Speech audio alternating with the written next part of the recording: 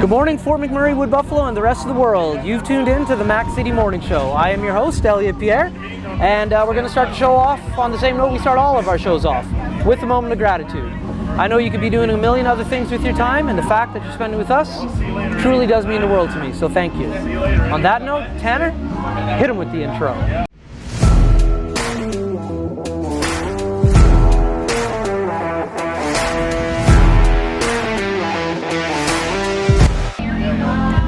Okay, and we're back. As you can tell, I am not at the studio, I am at Ribfest. So big shout out to all the sponsors, all the volunteers, and Dennis Neefin for throwing such a banger of an event. Thank you, Dennis. As you guys also know, I don't introduce my guests, I let them do that themselves. So on that note, sir, can you please tell everybody who you are and what you're about? Hi, so my name is Ray Sampson. Been in Fort Mac now, or Fort McMurray, for just about 20 years. 20 years, okay. Minus one in the middle, I call it the boomerang effect. Okay. Kind of went out and then come back. I like that. And so I've been really here full time the last 17 years. Okay. I love Fort McMurray. Yeah. It's got so many good things about it. My kids grew up here, they loved it. My daughter took advantage of the great music programs here. Yeah. So she's now in U of A taking flute as her primary instrument. Very cool. Yeah, so lots of good stuff here. Yeah. So I'm here today. The name of the band is The Remnants. I'm the drummer for that band. Okay. And what do we say? 4 musicians and a drummer. Yeah, there you go. So that's my hobby on the side, what I love to do, and working at what I do allows me to do these things, right? There you go. That's cool. So what do you do full time? I'm a power engineer by trade. Okay. A station engineer. I work at Syncrude. I'm what's called a site shift engineer. So I work on shifts, 6 on, 6 off. Yeah. Kind of like, I guess, the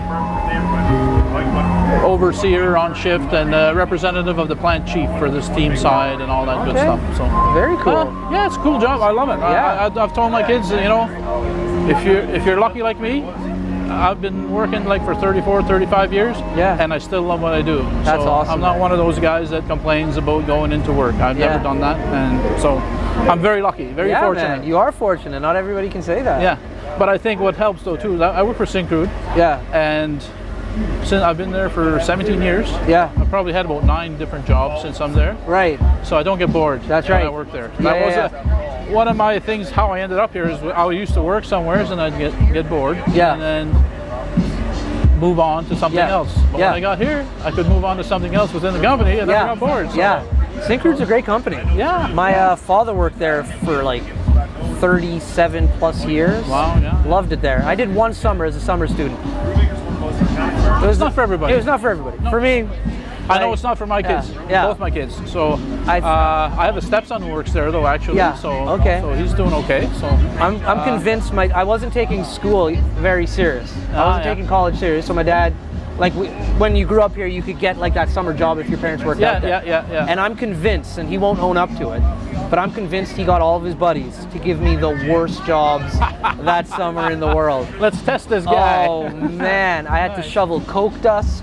Nice. I had to paint Wemyss labels on the Coker, man watch, had to H2S like the tanks on the farm, Stay in school. Stay in school. So at the end of the summer, that's what they asked. So how was it? I was like, I'm going to study so hard.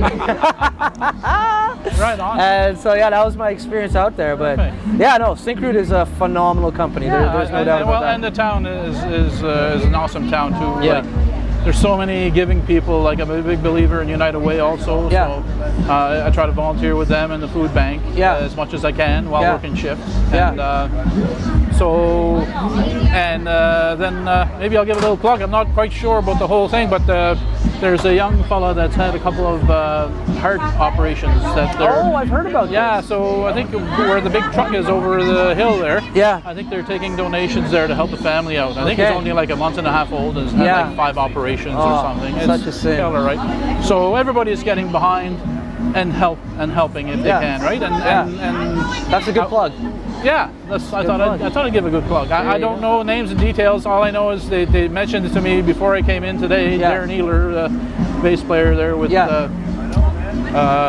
Joe Rebel. Okay. He's a great guy. Yeah. There's lots of great musicians. We'll try to link it in. We'll try to link it in the bio. We'll do some work and we'll try to link in that charity for them. That'd be great because, I mean, you know, that's the one thing I was instilled in me by my mom was, you know, you got to help out. If you're lucky, help out. Yeah. Right? There you go. And you feel lucky. Yeah. So there you go. Or so now, you don't even need to be money. It can be just time. Yeah, time and effort, or sharing the message like we're doing right now, right? Exactly. Yeah. So that's about it from my side. So I got some more questions for you, man. Yeah, I know you do. I know. We're only like 5 minutes into the show. Dang. Now, as far as drumming is concerned, how'd you get into that? Funny story. Yeah. I'm a lefty. Okay. My son's a left-hander. Okay, let me hear it. It's not easy to get left-handed drums when you're in the middle of nowhere. Okay. Left-handed guitars, sorry. Right. So when I was maybe around 14, I worked summer jobs, saved up enough money to get an instrument. Right. I had some buddies in bands and stuff, so I saw a drum kit. Yeah. Shiny blue, silver sparkle. Yeah. Okay. And I loved it ever since. That's awesome. And so since about 14, 15, I've been playing. One drum lesson, maybe totally self-taught. Yeah. I subscribe, I'll say, to the Ringo Starr method of playing. I'm not a big finesse guy. I feel like I've got a good timing and feel. Right. And for me, and then the selling point for me was when I did finally get playing and playing out, was to see people nodding their heads or clapping their hands or having a dance. That's the payoff for me. It's not money.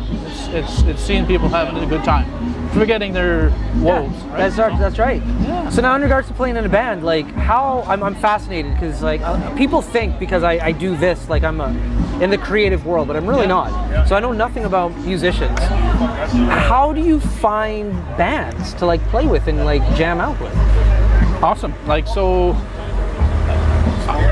when my kids came along, I kind of stopped playing drums in a band for about probably 10 years. Okay. Once I started getting older, then I had a buddy of mine at work who he said, "Hey, I heard you play drums. I've just sold my house, but we're having a house selling party this weekend. Okay. Why don't you show up?" So I showed up, and then what I like about musicians is when you first meet them is like, okay, well, what do you know? What do you know? What do you know? And he's like, do you know anything about Dire Straits? And I said, yeah, sure, Something's a Swing. Yeah. And we played it note for note from the beginning to the end. Wow. We had an awesome bass player there. Okay. And then after we were done, he had just moved out of town, but he was commuting. Yeah. He said, like, we should start a band. Yeah. So and we did. And then for me, that was new too, because it was the first band that I actually sang in. You sing too? Yes. Okay, cool. Well, I haven't done in this band yet, but I'm trying to build back up to it. Yeah. But we were a three-piece, so he said, like, my voice is going to be taxed all night, so you better make sure that I want you coming to the table with 5 or 6 songs. Yeah. So I did. So Levon Helm is my favorite drummer with the band. Okay. He's a singing drummer. Right. So I sang a couple of tunes by him and a couple of other stuff and things, and that was another part of the brain that I hadn't developed my whole life. Wow, that is cool. So that was. So now, like you were saying, when you get together, you guys are talking about, what do you know? I know this. I know this. What's your influence? What's your faves? What's your? And so in your head, you can remember like a song and be like, oh yeah, I know. Are you serious? It's like that there's a saying goes out to some kind of a meme and says, I can remember the song from the first beat or first note of any song I hear on the radio. Yeah. But I can't for the life of me remember what I came in the kitchen for. Right. I honestly, I do. Like I can hear a chord. Yeah. And I know what that song is. That's amazing, man. If I'm familiar with that music. Yeah. I'll reveal I'm 57 years old. Okay. But I can still remember lots. 57 and I think years it's young, man. Oh, 100%. And I think it helps keep me young. Yeah. I really do. That's awesome, man. So, that's incredible. And I was so proud that my daughter decided to take up the music thing. And so she's doing really well with it at U of A. That's right, that's what you're saying. She just hit the Dean's List, so Daddy's a proud papa. So there we go. good for you for supporting her. A lot of parents, when it comes to like the arts or creative things that are, especially for McMurray, it's so easy to say like, get a trade, go to site, and that's like a phenomenal job. Yeah, well, the way I look at it is, so you have so many parents that are going to spend lots of time, lots of money on people that play hockey with the little teeny chance that somebody might hit the NHL. That's right. Why would I not support her if that's her dream? That's awesome, man. It's only you're awesome. a parent, you're a dad. I mean, that's what and you what do. about your other two boys?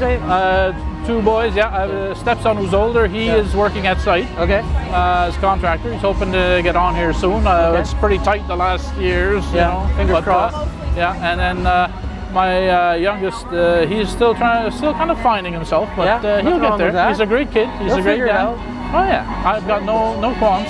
And and I'm proud of every one of them. That's awesome, man. Yeah, I just kind of like touting Emily's horn a little bit more just because it's a music thing. Yeah. Just so for other people to say, hey, that's a possibility. That's right. You know. So has she always played that instrument, or has she played around with some other stuff prior too? No. She's played piano. Yeah. I tried to get her to play guitar, but she had nothing. She didn't want to do it. But back when Campbell's was open here, I had heard about this thing, maybe through Scott Miller, I'm not sure. But what they would do is you could go in and they would pair you with like a salesman musician. Right. And try to pick out any instrument. So it was her birthday and I said, look, we'll take you down to Campbell's, you give it a try. Yeah. Do whatever you want. There we go. Whether it would have been drums or whatever. Anyway, so she did, I think maybe a piccolo. No, not a piccolo, sorry, an oboe. Okay. And then I think she tried piano. Yeah. And then when she picked up the flute, she went, this is that's it.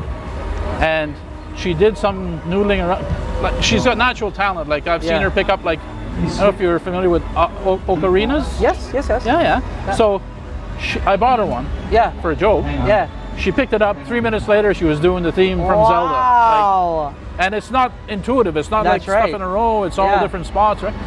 Amazing. That she's got natural talent. That's awesome.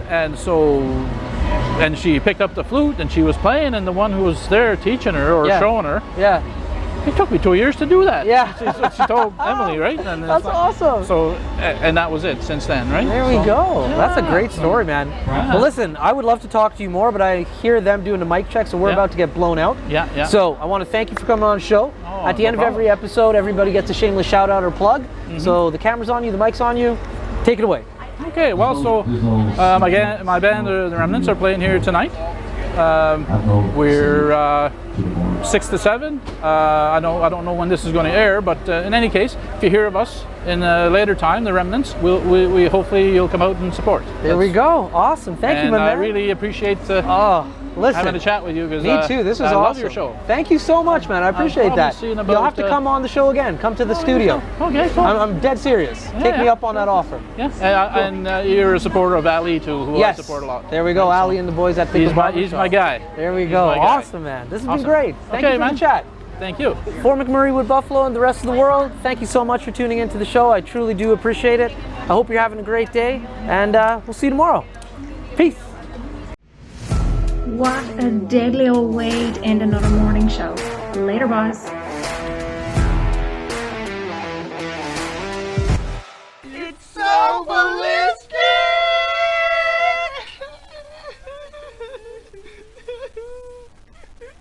Talk about quenching your ugly thirst.